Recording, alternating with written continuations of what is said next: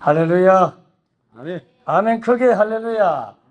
네, 기도하겠습니다. 자비로우신 주님, 귀한 교회에 부족한 종을 세워주셔서 함께 말씀을 나누게 하시니 감사합니다. 천하보다 귀한 영혼들 많이 있지만 고르고 뽑으셔서 오늘 특별히 이 말씀 내가 너희들에게 전해주고 싶다, 들었으면 좋겠다 하는 분들만 뽑으셔서 이 자리에 보내준 줄 믿사오니 이 말씀 듣고 하나님의 큰 은혜와 복을 받는 시간 되게 하여 주시옵소서. 예수님 이름으로 기도옵나이다. 아멘. 할렐루야. 하나님은 살아 계십니다. 네, 주님은 이 자리에 같이 계십니다.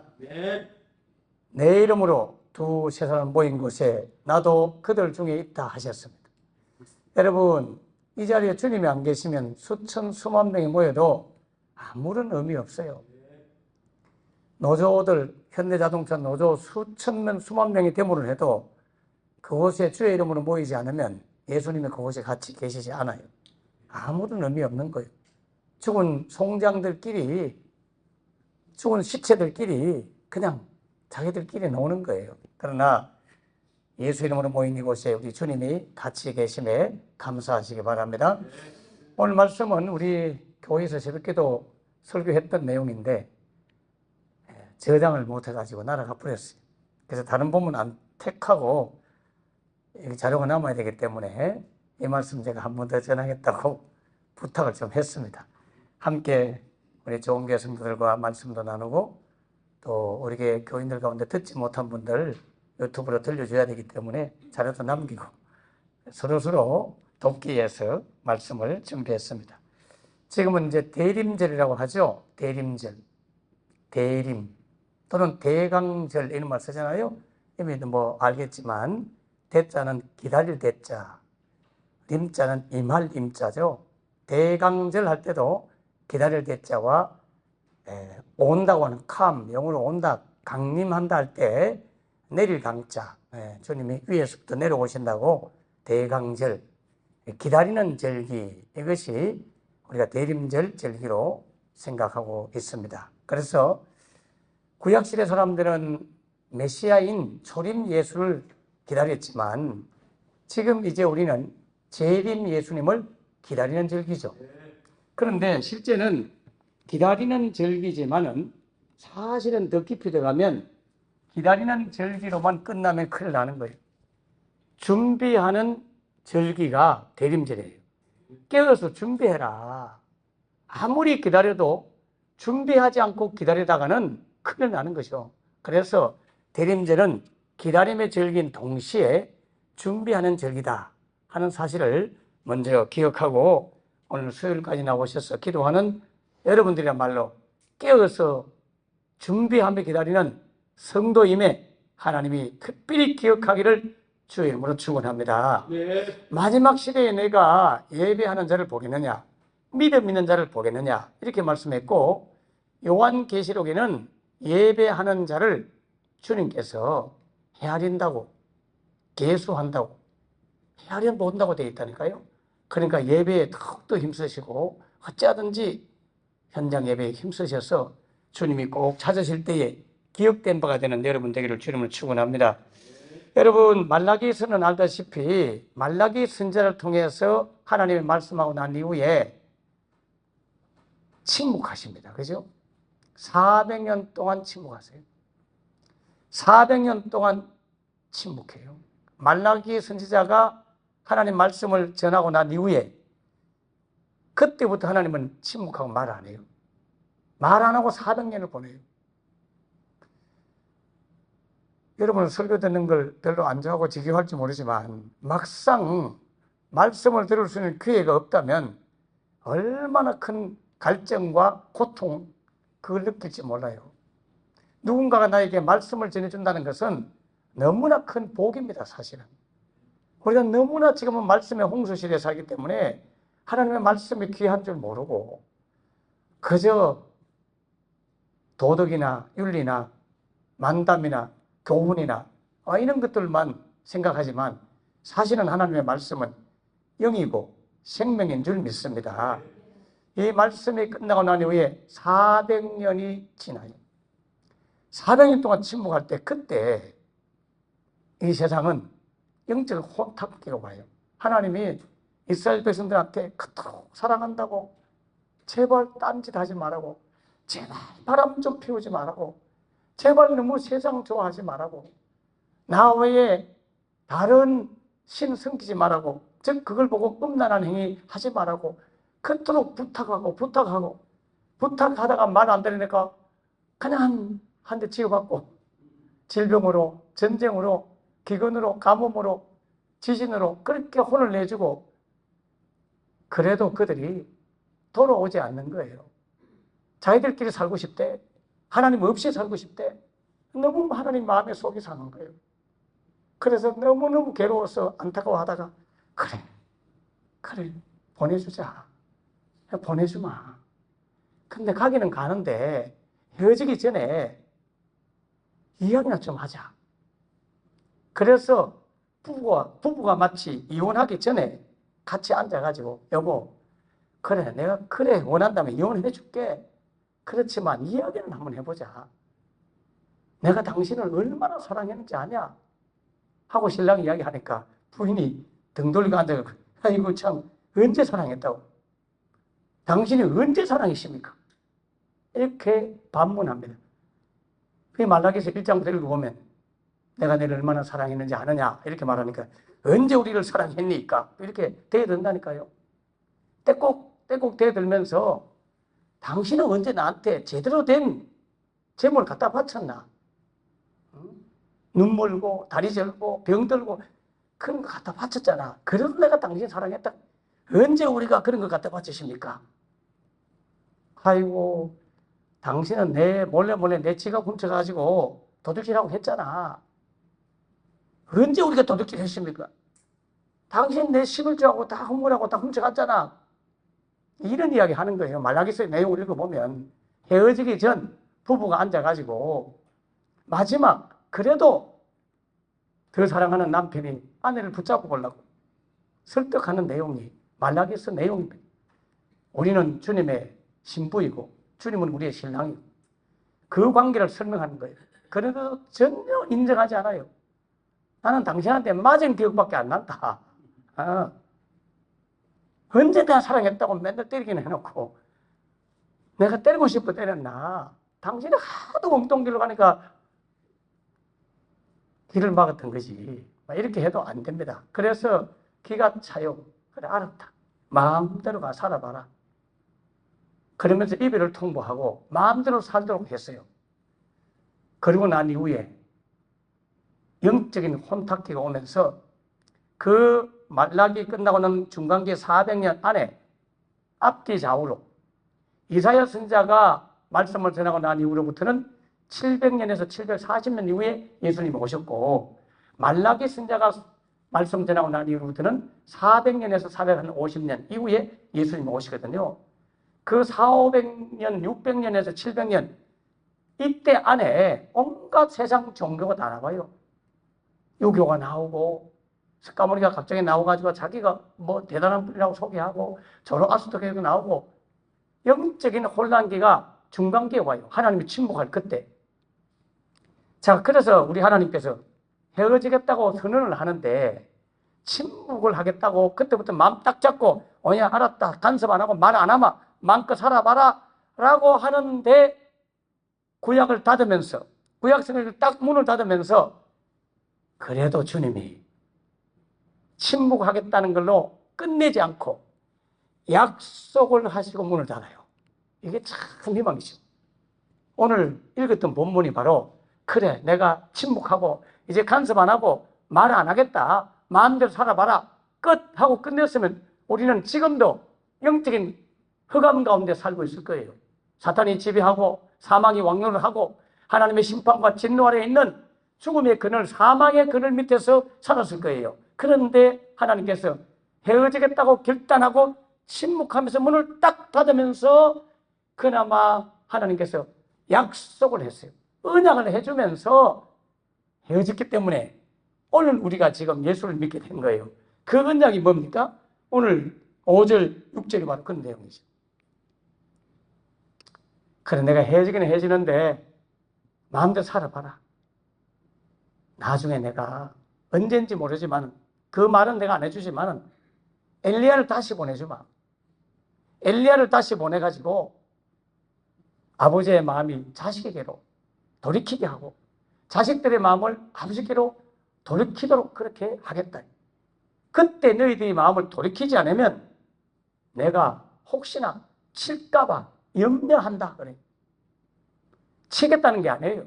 칠까봐 걱정스럽다. 그러니까 제발 그때는 좀 돌아와주면 좋겠다. 이렇게 결론을 맺고 문을 탁 닫아버리고 400년을 보냈어요. 여러분, 말라기보다 한 250년 전에 이사야 40장 1절 이야기 보면 이사야를 통해서도 하나님은 미리 약속을 했어요. 광야에서 외치는 자의 소리가 있을 것이다. 그가 주의 오심의 길을 예비할 것이다. 준비할 것이다. 그렇게 예언하고 난 이후에 200여 년이 흘러서 말라기가 나왔고 말라기 선자가 끝나고 난 후에 400년이 흐르고 난 이후에 드디어 어느 날 한 사람이 나타났죠. 바로 구약성경 엘리야라고 예언해 놓았던 그 인물, 여러분 잘 알다시피 누구이죠? 세례 요한이죠. 세례 요한이 바로 예언된 말라기서의 성취의 결과로 온 분이에요. 하나님의 말씀은 반드시 이루어집니다, 여러분. 이사야 40장에 나오는 광야에 외친 자의 소리라고 예언하고 난 이후에 750년 가까이가 지나서 세례 요한이 나타났어요. 말라기서 오늘 이 본문 4장 5절 6절 엘리야 같은 사람이 나올 것이다 하고 예언하고 난 후에 400몇십 년이 지난 후에 실제 세례 요한이 왔다니까요. 하나님의 말씀은 반드시 이루어집니다. 너무나 무서운 거죠. 세례 요한이 왔다고 하는 사건은 구약의 말라기서의 언약과 그 약속이 성취되었고 이루어진 사건이기 때문에 와, 하나님은 진짜로 약속을 지키네. 진짜로 당신이 말한 바는 반드시 지키시네. 그런 하나님임을 기억하셔야 돼요. 그래서 여러분이 사실은 기도의 응답을 받고 싶으면 제일 좋은 거는 말씀을 갖다 대면서 기도하는 게 제일 좋아요. 예. 너희는 내게 부르짖으라. 내가 네게 응답하겠고 너희가 알지 못하는 크고 비밀한 일을 내게 보여주리라. 문을 두드리고 찾으라. 구하라. 그러면 내가 줄 것이고 문을 열어줄 것이라고 했잖아요. 이렇게 말해요. 예, 그러면 그 말씀 때문에 얘도 또 그거를 알아가지고 알았어. 내 말한 바 내가 책임지마. 그렇게 해서 응답을 해주는 거예요. 막연하게 기도하지 말고 성경을 열심히 읽고 암송하고 그래서 그런 말씀을 근거해서 기도하기를 주의 이름으로 축원합니다. 너희 염려를 다 주께 맡기라. 그러면 내가 너를 도와주겠고 근거해 주겠다. 인도하겠다. 그런 말씀을 갖다 대면서 주님 병든자가 있으면 교회 주의 종들을 택하여 거의 장로들이란 말은 바로 목회자를 의미하고 또 신무장로님들도 의미하고 영적 지도자를 초청해서 기도해라. 그러면 내가 낫게 해주겠다고 약속했잖아요. 그러니까 나 오늘 목사님한테 기도받을 테니까 병 낫게 해주세요. 이렇게 말씀을 갖다 대면서 기도하면 이놈 참 똑똑하네. 어찌 또 숨겨있는 말씀을 알고 알았어 하고 응답하는 거예요. 왜? 당신이 한 말씀은 결탄코 땅에 떨어지지 않고 반드시 응답하는 분이거든요. 400여 년 만에 이 약속대로 세례 요한이 왔어요. 그래서 예수님은 친히 당신께서 이 세례 요한이 바로 말라기서에서 예언되어 있고 또 이사야 40장에 예언되어 있던 광야에서 외친 자의 소리, 주의 길을 예비하는 엘리야, 그라고 예수님이 직접 이야기한다니까. 예수님이 직접 그 엘리야라고 이야기해요. 여러분 생각해 보세요. 엘리야 그래하고 이야기하면 엘리야가 재림했나? 그건 아니죠. 엘리야가 재림한 거 아니잖아요. 유대인들은요 진짜로 엘리야가 와야 된다고 생각해요. 재림 엘리야처럼. 와우. 근데 한국에도 그런 이상한 목사가 있더라고요. 여성분인데 유튜브 뒤져보니까 구독자가 몇만 명 돼. 그분은 상당히 문제가 있어요. 십자가에 군상가 이런 걸 만들어가지고 사람들을 끌어모으는데 은사를 주장하면서 막 하는 그게 많이 추종자들이 빠지는데 그분이 세례 요한을 보고 진짜로 엘리야의 영혼이 그에게 들어왔다고. 막 이렇게 주장하는 거예요. 그래서 내가 엘리야라고 막 주장하는 거예요. 여러분, 엘리야가 아닙니다. 요한복음에 보면 1장 21절인가 그렇죠? 세례 요한에게 찾아와서 바리새인 서기관들이 질문해요. 당신이 그 엘리야냐? 아니, 나 엘리야 아닌데. 그러면 그 선지자냐? 하는 그것은 메시아를 말하거든요. 아니, 나 그 선지자 메시아 아니야. 본인이 직접적 엘리야, 아이덴티티, 그러니까 정체성, 본질적으로 그 엘리야 자체는 아니다. 그렇게 부인을 해요. 그런데 예수님은 또 요한을 보고 엘리야라고 이야기해요. 마태복음 11장 14절에 나올 거예요. 그러면 말이 모순되는 것 같죠? 아니요. 세례자 요한이 엘리야가 아니라고 고백한 이유는 구약 성경에 나오는 열왕기서에 나오는 그 엘리야는 아니지만은 실제적 그 엘리야는 아니야. 그 자체로서 엘리야는 아니야. 이걸 부정한 거고, 예수님께서 이는 바로 말라기에서 예언됐던 엘리야라고 말했던 그 사람이 이 세례 요한이야 라고 엘리야라고 말한 이유는 엘리야의 사명이라 할 때 여기는 소명부터는 사명, 여기는 기능적 펑션, 영어로 펑션성이 좋아요. 기능적 역할을 하는 그 존재다. 이런 의미로 예수님 이야기한 거예요. 이거는 누가복음 1장에 보면 천사가 나타나서 사가랴 가정에 예언할 때에 엘리야의 심령과 능력을 가진 사람, 엘리야의 심령과 능력을 가진 사람이 와가지고 주의 길을 곱게 하고 평탄케 하고 하는 그런 분이 올 것이다 라고 말씀하고 있기 때문에 결국에는 예수님께서 세례 요한을 보고 엘리야라 한 것은 틀린 말이 아니고, 또 요한 자신이 나는 엘리야가 아니다 한 말도 틀린 게 아니에요. 둘 다 모순이 아닙니다. 엘리야라고 할 때는 바로 엘리야가 가졌던 사명, 그 사명과 동일한 일을 하기 위해서 세례 요한이 왔다 이런 뜻이에요.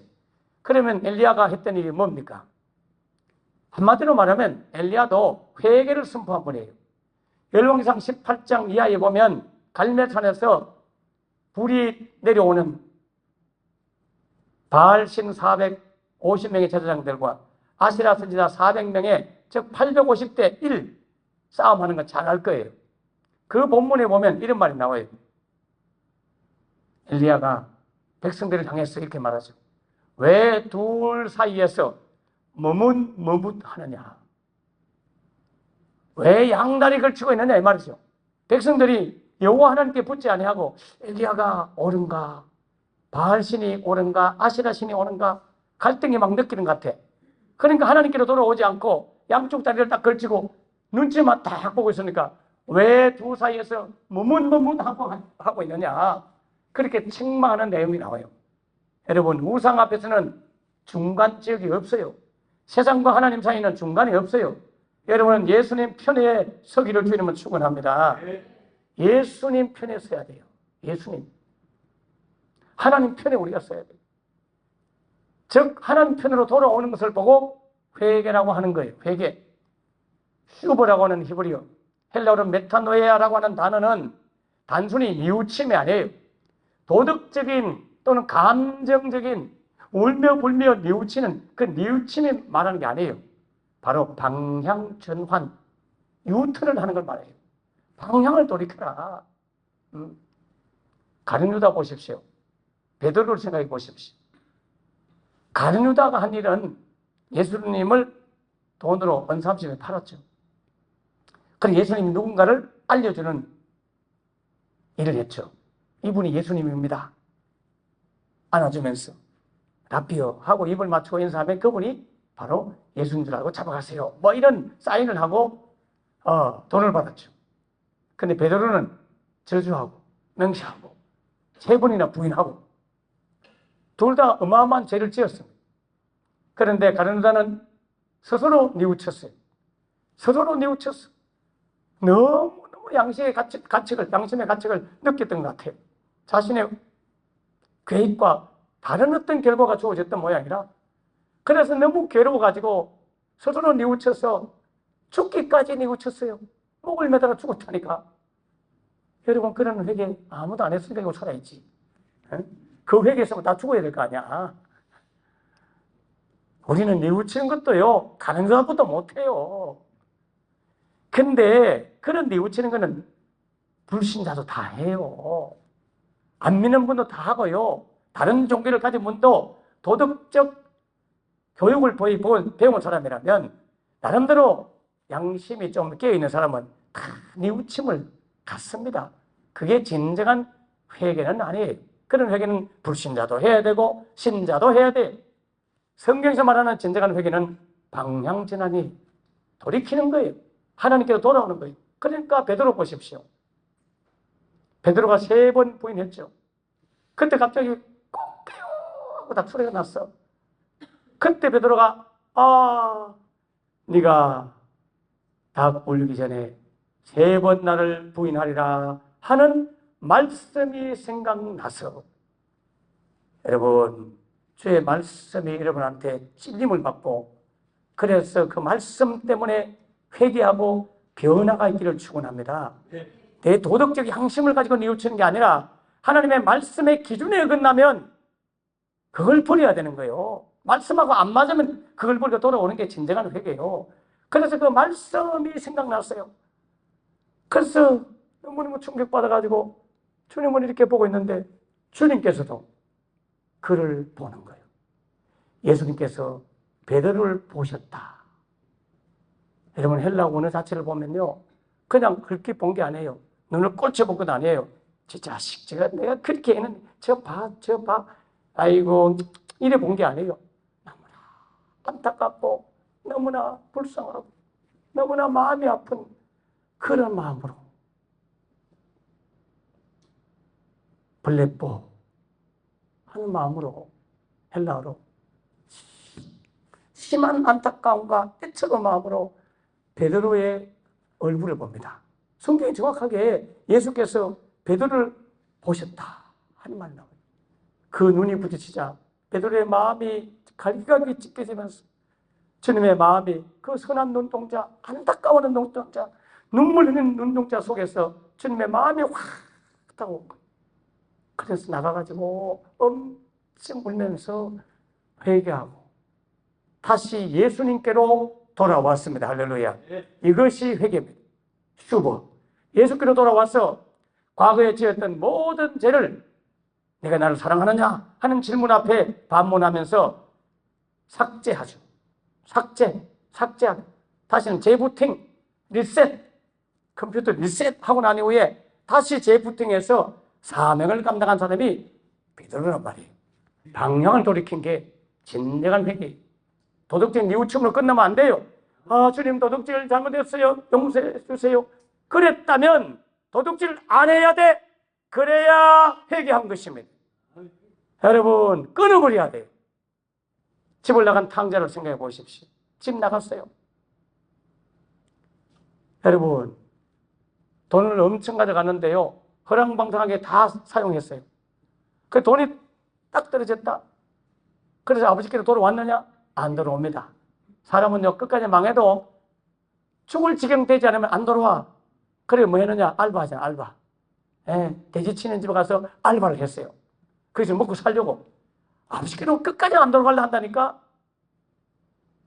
그래서 알바하기 위해서 돼지 치는 집에 가서 돼지를 먹이고 했는데, 주인이 월급도 안 주고 먹을 것도 안 줘. 돼지가 먹는 지엽 열매를 먹었느냐? 어떤 분은 막 흥분돼가지고 꿀꿀이 죽을 먹고 살다 하는데, 아니요. 돼지가 먹는 지엽 열매를 먹고자 하나 주는 자가 없더라. 그래서 그가 깨닫습니다. 여기서 줄여 죽게 되는구나.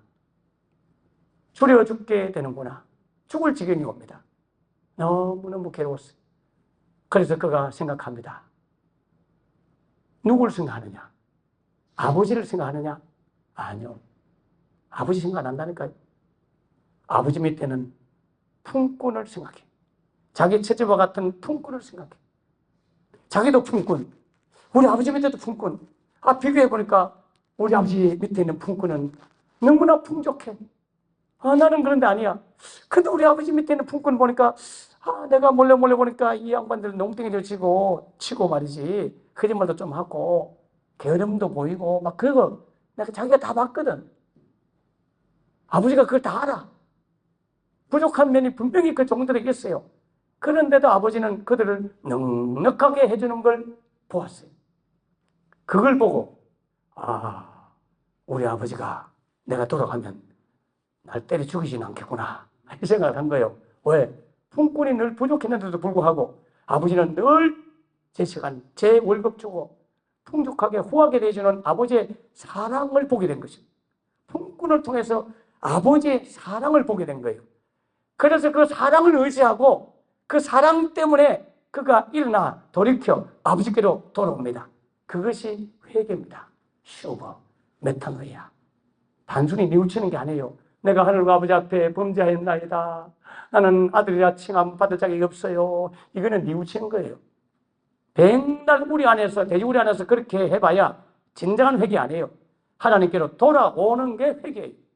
근데 그 돌아오도록 하는 것은 누가 했느냐? 자기 발로 걸어왔느냐? 아니요. 아버지의 사랑이 그를 데려오게 된 거예요.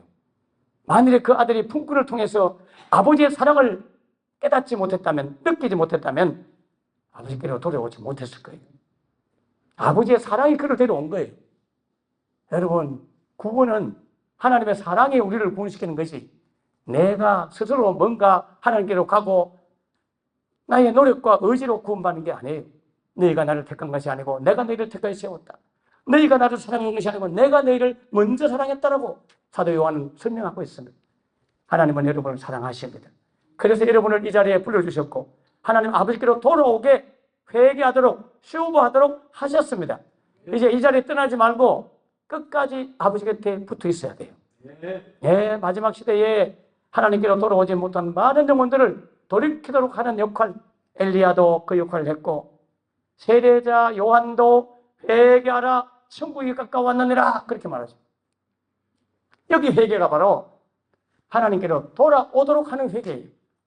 도둑질하고 거짓말하고 사기치고 이런 도덕적 재회개도 당연히 포함되지만 그걸로 그치면 안 되고 하나님께로 돌아와야 돼. 메시아인 예수님께로 돌아와야 돼. 이스라엘 백성들이 하나님은 경외하지만 그들이 그토록 기다렸던 메시아이신 예수님이 오셨음에도 불구하고 예수님을 몰라보거든요. 몰라보고 죽였잖아요. 근데요, 세례 요한도 예수님이 메시아인 줄을 몰랐었어요. 세례 요한이 왜 세례 주느냐? 세례 준 이유가 있습니다. 세례 준 이유가 있어요. 그냥 보면 마태복음이나 이런 데 보면 회개의 세례라고 말해요. 회개의 세례를 주었다고 성경에 기록되고 있어요. 근데 그 회개를 도덕적인 행위를 끊어버리고 단순히 착한 사람, 선한 사람, 죄를 짓지 않은 사람으로 만들기 위한 회개가 아니라니까요. 예수님께로 돌아오도록 하는 회개였어요. 그런데 막상 자기도 그 메시아가 누구지? 너무 고민스러운 거야. 광야에서 분명히 나름대로 하나님의 음성을 듣고 소리치면서 회개하라 천국이 가까웠느니라 라고 말을 했는데 본인도 메시아가 누군지를 몰라. 그래서 고민하고 광야에서 기도하는데 어느 날 하나님이 나타나셨어요. 요한, 내가 보낸 메시아가 누군지 모르지? 내가 그 메시아를 발견하도록 방법을 알려주마. 너는 그 메시아를 발견하게 되면 세상 사람들한테 나타내야 된다. 알겠느냐? 알겠습니다. 그럼 제가 어떻게 하면 메시아를 알 수 있을까요? 그래, 이제부터 요단강에 가서 세례를 줘. 열심히 세례 주다 보면 그 중에 내가 보낸 너가 신들매도 풀지 못할 한 분, 불로서 세례를 줄 그분이 나타날 건데 그분이 누군지를 알아보는 표식을 내가 알려주마. 그 표식이 뭔지 알아? 갑자기 하늘로부터 성령이 내려와서 머무는 분을 보거든. 그분이 바로 너가 기다리는 내가 보낸 그분 메시아야. 알겠지? 그러니까 열심히 세례 한번 주고 있어봐. 때가 되면 그분이 나타날 거야. 이렇게 주님이 말씀하셔서 세례 요한이 세례를 줬다니까요. 그렇기 때문에 세례 요한의 세례는 단순히 도덕적 회개를 뉘우치는 증거가 아니라 메시아이신 예수님을 본인도 몰라가지고 알아보려고 알고 싶어서 세례를 준 거예요. 오, 안 믿는 것 같은데 성경 찾아봐요. 요한복음 1장 빨리 찾아요. 이거는 여러분 찾으셔야 돼요. 32절 1장 31절 또는 33절. 여러분이 요한복음을 반드시 찾으십시오.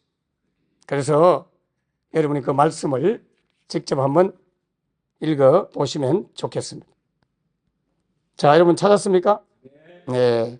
자, 요한복음 1장 먼저 31절, 32절, 33절까지 하되 31절 먼저 크게 읽어봅니다. 시작. 나도 그를 알지 못하였으나 내가 와서 그로 세례를 베푸는 것은 그를 이스라엘에 나타나게 함이라. 똑같이 아멘. 나도 그분이 누군지 몰라.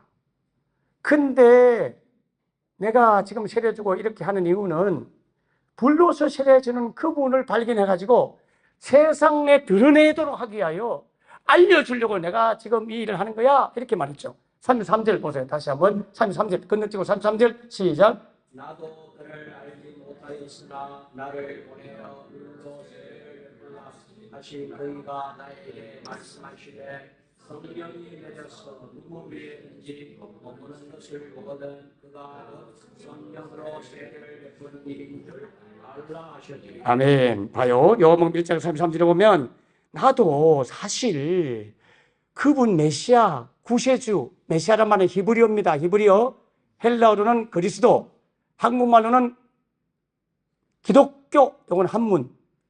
네. 크리스토스라고 하는 말이나 메자이아라는 말이나 히브리어와 헬라어 차이고 한국 사람은 그리스도 이렇게 표현하는 거고 한문으로 표현할 때는 기독 이렇게 표현하는 거예요. 어른들이 번역할 때 그리스도교 이렇게 된 거야. 그래서 의미 없습니다. 기독교의 소리로 그냥 그리스도교를 기독교를 이렇게 한자로 쓴 거고 메시아 히브리어로 헬라어로는 그리스도, 한국말로 구세주. 그 그리스도가 나도 누군지를 몰랐어요. 사실 답답했죠. 나도 몰랐어요. 그런데 나를 보내시니 여러분 세례 요한을 보내신 분이 누구시죠? 하나님이시죠.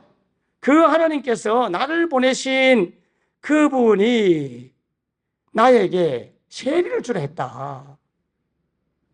세례를 주라 한 분은 하나님이에요. 그래서 내가 세례를 베풀다 보면 성령이 내려서 누군지는 모르지만 성령이 내려가지고 누구 위에든지 머무는 것을 보거든 그가 바로 불로소 세례를 줄 메시아이다 라고 말씀하기로 내가 세례를 줬는데 와 진짜 하늘 문 열리고 성령이 내리신 그분을 내가 발견했잖아 하고 자기 제자들한테 이야기하면서 그때 마침 고양이하고 있는데 예수님 딱 걸어오고 있는 거예요. 주님, 오 주님 봐라 세상 죄를 지고 가는 하나님의 어린 양이잖아. 이게 요한복음 1장 29절에 나오죠. 그렇게 지금 설명하는 거예요. 그걸 이야기하고 난 이후에 이 이야기 쭉 설명해 주는 거거든. 그래서 회개하라는 의미는 단순히 도덕적 회개도 포함됩니다. 그거 뺄 수는 없어요. 옷 두 벌 가진 자는 한 벌은 나누주라고 뭐 이렇게 설명하면서 세례요한이 그런 도덕적 행위도 강조하지만 실제는 누구에게로 돌아오라고? 예수님께로 돌아오라고 회개하라. 천국이 가까웠다니라 이렇게 말하는 거예요. 그러므로 그 천국은 예수님이 곧 천국이에요. 예수님이 왔다. 예수께로 오너라. 그렇게 외치면서 자신을 표현하기를 나는 이사야 선지자가 예언해 놓은 광야에서 외치는 자의 소리다. 그렇게 표현해요. 이사야 40장 1절 이하에 2절 이하 이렇게 보면 광야에서 외친 자의 소리가 있으가로되 산을 높은 산은 낮게 낮추고 골짜기는 메꾸고 험한 길 거치는 등 깨끗하게 해서 길을 평탄케 하고 곱게 하는 그런 예비된 자가 올 것이다. 예언했던 그 광야에 외친 자의 소리가 나다. 그렇게 자신을 표현한다니까요. 나는 광야에서 외친 자의 소리로다. 여러분 그 성경을 가만히 보면 우리 신학적 보통 해석으로 두 가지를 생각해요. 하나는 광야에서 외치는 자의 소리가 누구냐? 세례 요한이다 할 때는 광야에서 외치는 자, 그가 세례 요한일 수도 있다. 이렇게 생각하는 한 해석이 있고 둘째는 광야에서 외치는 자의 소리이기 때문에 세례 요한의 실제는 폰이라고 소리입니다. 소리. 광야에서 외치는 자가 아니라 광야에서 외치는 그분의 소리다 이렇게 표현해요.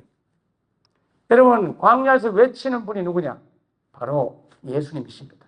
하나님이세요. 광야는 바로 하나님의 음성을 듣는 장소입니다. 미드바르라고 하는 광야.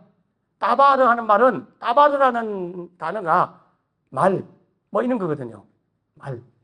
미드바르라고 하는 말은 세상에 어떤 말도 들리지 않은 장소, 사람들의 말이 들리지 않은 장소가 미드바르예요. 그러면 거기는 누구 소리만 들리느냐? 하나님의 소리만 들리는 장소가 광야입니다. 미드바르예요. 그 광야에서 외치는 하나님의 소리를 듣고 그 소리를 듣고 그 소리를 담아서 소리를 전달하는 소리가 바로 자신이라는 것입니다. 이 소리는 자신의 메시지를 전하는 게 아니에요. 받은 메시지를 전달하는 기능을 하는 거예요. 이 소리는 진짜 말씀이 오면 이 소리는 더 이상 전할 필요가 없어요. 세례 요한은 바로 하나님의 말씀이신 예수님이 오기 전까지의 길을 예비하는, 오고 난 후에 그분이 공생을 시작하기 전까지의 바로 잠시 동안에 소리 역할을 했던 분이 세례자 요한이었다. 그렇게 설명하고 있습니다. 그래서 우리는 말씀을 들을 때에 여러분이 목사님의 말씀을 듣는다 생각하면 안 돼요. 여러분, 데살로니가서라든지 있는 성경에 보면 히브리서도 마찬가지고요. 너희들이 하나님의 말씀을 받을 때에 사람의 말로 받지 아니하고 하나님 말씀으로 받는도다.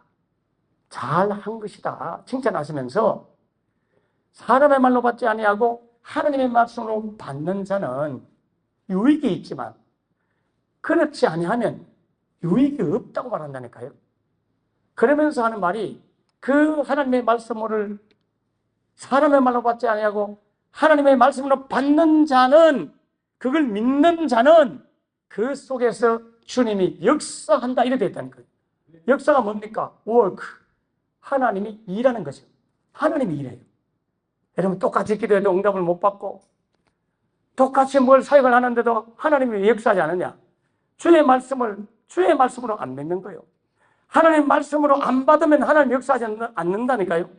사람의 말로 받지 아니하고 하나님의 말씀으로 받으면 그걸 믿는 자 속에서, 그렇게 믿는 자 속에서 역사하는 거예요.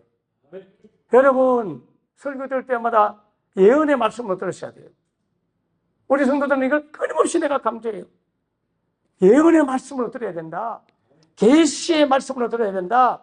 의사가 지내주는 처방의 말씀으로 들어야 된다. 그래서 그걸 도덕적 교훈으로 들으면 안 돼. 여러분, 그래서 하나님의 음성으로 듣는 사람은요, 점점 변화가 되고 바뀌는 걸 봅니다. 그래서 완전히 바뀌어져요. 우리 교회 어떤 집사님은 남편이 교회를 좀 다니다가 실망해서 안 다녀요. 그러니까 자기만 다녀요. 수요일 날 예배를 늘 안 나오다가 수요일 날 늘 나와서 이제 성경 공부를 늘 하게 된 거예요. 근데 그분이 오늘도 와서 그런 고백을 했어요. 지난주도 그런 고백했어요. 목사님, 어떻게 내가 고민하고 힘들어하고 오늘 가면 하나님께서 목사님을 통해서 나에게 무슨 말씀을 할까? 목사님이 어떤 설교를 할까? 이게 아니라니까요. 목사님을 통해서, 목사님은 소리 전달자잖아요. 하나님이 나에게 무슨 말씀을 할까? 할렐루야. 그 믿음 갖고 교회에 나와야 된다니까. 그게 베드로 신방했을 때, 베드로가 누구 가정에? 고넬료 가정에. 우리가 요 앞에 있나이다. 당신은 주께서 하신 말씀을 무엇이든지 말씀해 주십시오. 우리가 주님 앞에 있나이다.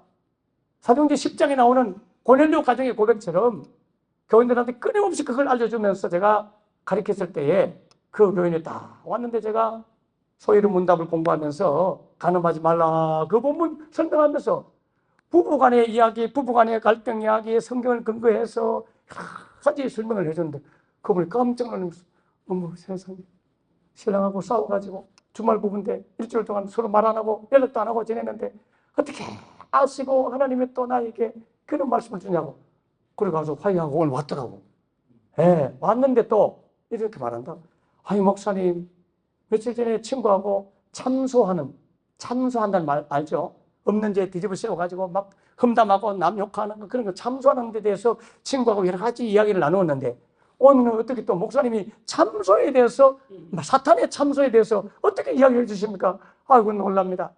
여러분 또 오늘 와가지고 제가 11조 때문에 고민했는데 이제 알았어요. 그리고 그분이 그때부터 11조를 해요 지금. 그동안 11조 생각 안 했거든요. 저는 그분한테 11조 하라는 말 안 했어요. 본인이 그 문제 때문에 계속 고민하는데 거기에 대한 해답을 수요일 공부하면서 딱 제시하니까 하나님의 말씀으로 듣고 하는 거예요. 매일매일 하나님 말씀 받을 때에 여러분 거룩하게 되고 성화가 이루어지고 진정한 회개가 이루어짐과 동시에 하나님 앞으로 돌아오는 역사가 있는 줄 믿습니다. 우리는 이제 주의 종이 증가하는 소리, 그 소리 뒤에 있는 메신저, 진짜 메신저, 그 메신저이신 예수님을 바라보시고 주의 말씀을 잘 들으셔서 광야에서 외치는 자의 소리인 목사님을 통해서 증거되는 주의 말씀을 잘 받아서 여러분의 삶이 점점 바뀌어지고 변화되고 새로워져 가지고 거룩한 신부들이 되고 거룩한 성도들이 되기를 주의 이름으로 축원합니다. 기도하겠습니다. 자비로우신 하나님 아버지, 오늘 뜻하지 않게